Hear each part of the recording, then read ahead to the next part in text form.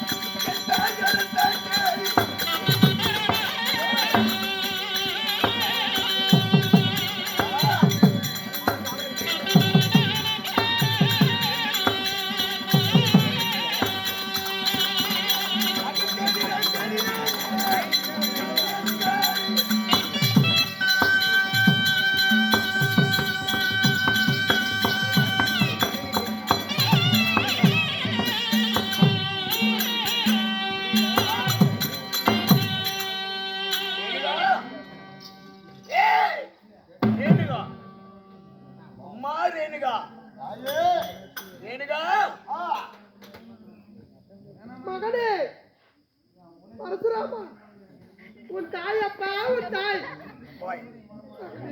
வாமா, பயப்படாதே வா. நான் ஏன் உன்னை தேடி வந்து இப்படி வா. உன்னை ஏன் தேடி வந்தேன் தெரியுமா? எதற்காக மகனே? என் தந்தையாக பண்ண ஜபதக்கினி மாமுனிவர் என் அண்ணன்களுக்கு வெட்ட சொல்லி உத்தரவு தந்திருக்கிறார். அவர் வெட்டமாற்ற சொன்ன காரணத்தினால் அவர்களை மரமாகவும் நெருப்பாகவும் நீராகவும் மண்ணாகவும் ஜபித்து விட்டார். ஆனால் உன்னை வெட்ட சொல்லி வீரவாள் தந்திருக்கிறார்.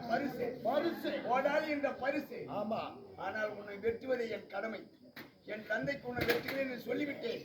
அதனால்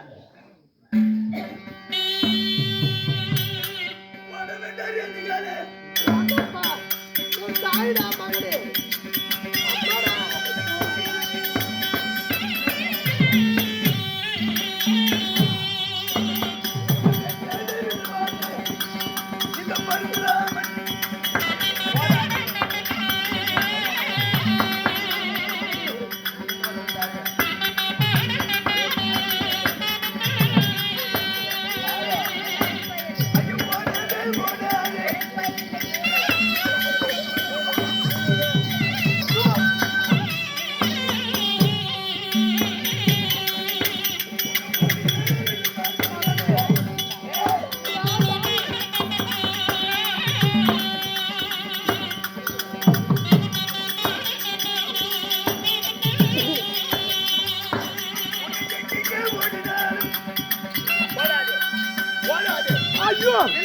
மகனே